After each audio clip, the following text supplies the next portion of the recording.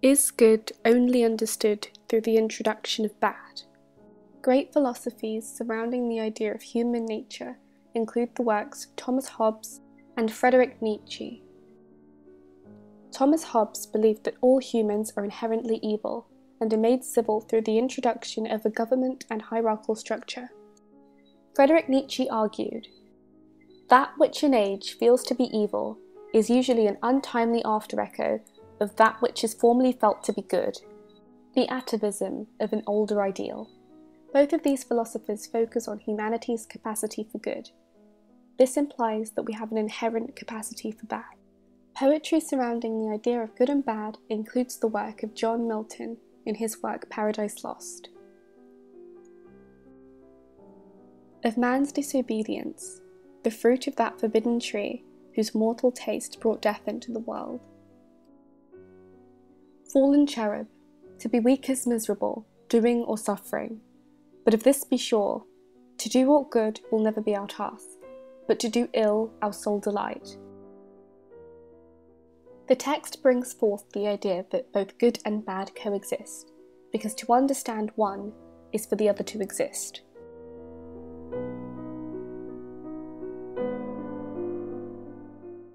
Psychological theories surrounding the idea of the human capacity for good and bad. The simplified accounts of genocide allow distance between us perpetrators of the genocide. They are so evil we couldn't ever see ourselves doing the same thing, but if you consider the terrible pressure under which the people were operating, then you're forced to look at the situation and say, what would I have done? Sometimes the answer is not encouraging.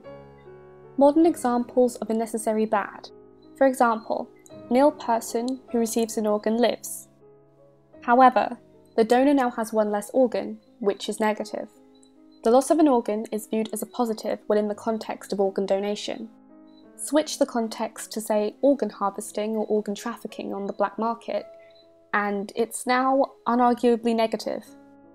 This concludes that the taking of organs will always be a negative unless in the context of helping another, for example through donation.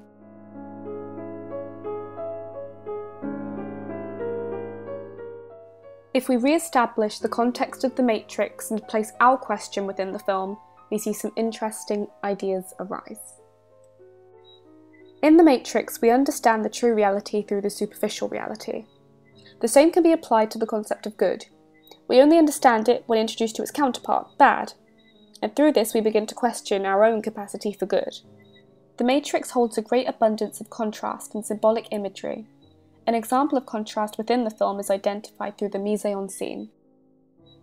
During the film we see constant use of blue-green lighting, juxtaposed with the oranges and reds used in other parts of the film.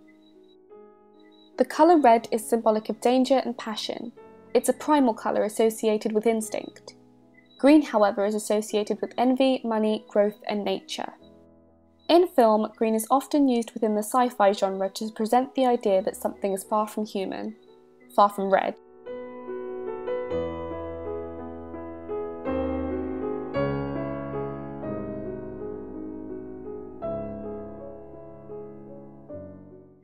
The common human experience varies depending on the individual and the variables surrounding them.